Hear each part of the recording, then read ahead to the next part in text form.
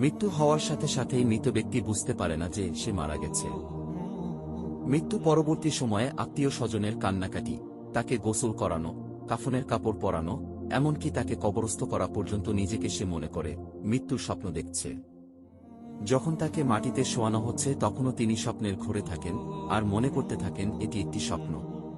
তারপরে সে চিৎকার করে, কিন্তু কেউ তার চিৎকার শুনে না। পরে যখন সবাই তাকে কবরের অন্ধকারে ফেলে চলে যায় আর সে মাটির নিচে একা হয়ে যায়, তখন আল্লাহ তার প্রাণ ফিরিয়ে দেন। সে চোখ খুলে তার খারাপ স্বপ্ন থেকে জেগে ওঠে। প্রথমে তিনি খুশি এবং কৃতজ্ঞ হয় এই কারণে যে তিনি যা দেখছিলেন তা কেবল একটি দুঃস্বপ্ন এবং তিনি এখন ঘুম থেকে জেগে আছেন।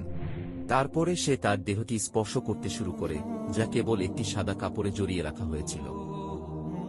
তখন সে অবাক হয়ে বলতে থাকে, আমার শার্ট কোথায়, আমার প্যান্ট কোথায়?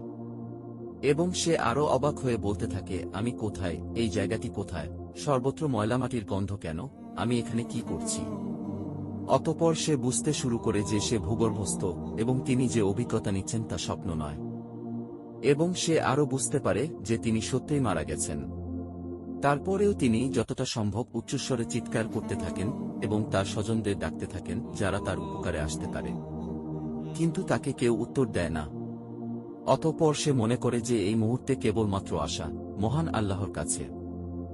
আল্লাহর কাছে ক্ষমা প্রার্থনা করার সময় সে কেঁদে ও মিনতি করে বলতে থাকেন, হে আল্লাহ, আমাকে ক্ষমা করুন, আমাকে ক্ষমা করুন।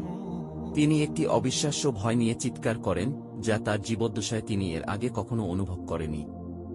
যদি তিনি একজন ভালো ব্যক্তি হন, তাহলে হাসি মুখে দুজন ফেরেশতা তাকে সান্ত্বনা দেওয়ার জন্য তাকে সর্বোত্তম সেবা করবেন।